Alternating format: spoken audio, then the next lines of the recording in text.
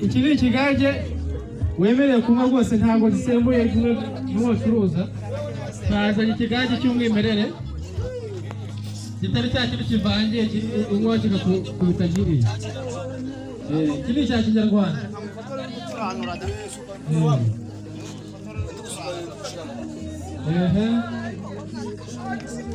Kabisa umunsi w'umuganura wagenze neza, barimo baracuranuraga agasururu.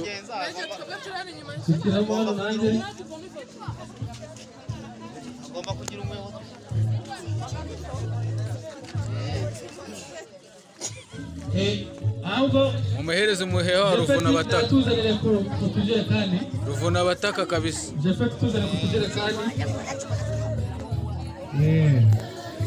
Mu muco nyarwanda rero iki ni ikimenyetso cy'urukundo.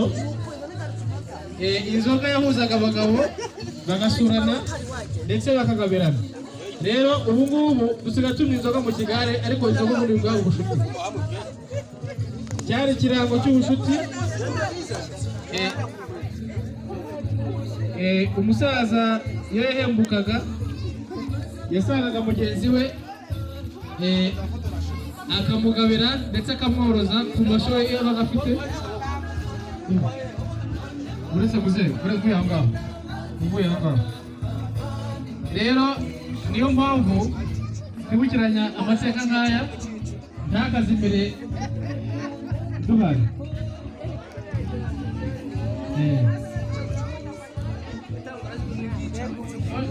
Rwose kabisa. Hari abandi kabitegereza uducuma.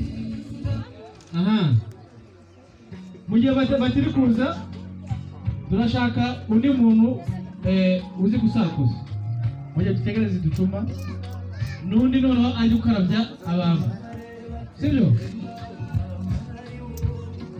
Hagire uwufata tuzane isabune y'ijana cyangwa 200 dukoresha isuku, sibyo?